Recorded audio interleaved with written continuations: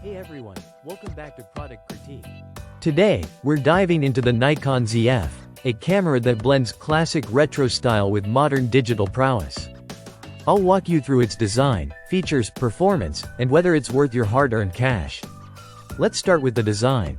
The Nikon Z F is a nod to Nikon's iconic 35mm film cameras. Featuring a handsome magnesium alloy body with a faux leather texture that enhances grip. It's not just about looks. The camera feels solid and well built, though some might find the grip a bit small. The top deck boasts classic ISO and shutter speed dials, reminiscent of traditional film cameras. These provide quick access to essential settings, though I wish there was an auto ISO option directly on the dial. Under the hood, the Z F packs a 24-megapixel full-frame sensor paired with Nikon's XSpeed 7 processor. This combo delivers excellent image quality across a wide ISO range, expandable up to 204,800.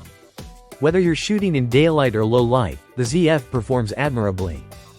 For autofocus, it uses a hybrid phase detection and contrast detection system, equipped with 9 subject detection profiles. During my tests, the AF system proved reliable, especially in tracking moving subjects like during a windsurfing event. However, it occasionally struggled with fast-moving subjects. The Z F features a 3.2-inch vari-angled touchscreen with responsive touch functionality, great for vloggers and photographers alike. It's the first full-frame Z model to sport this versatile screen, though some might prefer a simpler tilting mechanism. Controls are a mix of old school and digital. Apart from the ISO and shutter speed dials, there are front and rear command dials, an exposure compensation dial, and customizable buttons that allow for personalized shooting experiences.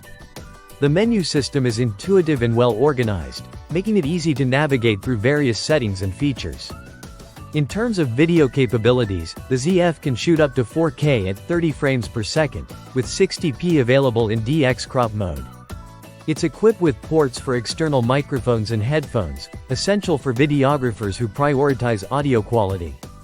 One standout feature is its in-camera time-lapse movie mode, perfect for creating stunning time-lapse sequences without needing external software. The Z F includes dual card slots, a must-have for many photographers, although the second slot supports only micro SD cards, which might be less convenient for some users. It's powered via USB-C, though it lacks a dedicated charger in the box. So, should you consider the Nikon Z F? Absolutely, if you're drawn to its retro aesthetics and desire a camera that performs as good as it looks. It excels in image quality, offers robust features for both photographers and videographers, and adapts well to various shooting conditions. For enthusiasts and professionals looking for a blend of style and substance, the Nikon Z F is a solid choice. Just keep in mind its minor quirks like the small grip and micro SD slot when making your decision. That wraps up our review of the Nikon Z F. If you found this video helpful, don't forget to like, subscribe, and hit the bell icon for more reviews like this. Thanks for watching, and see you next time on Product Critique.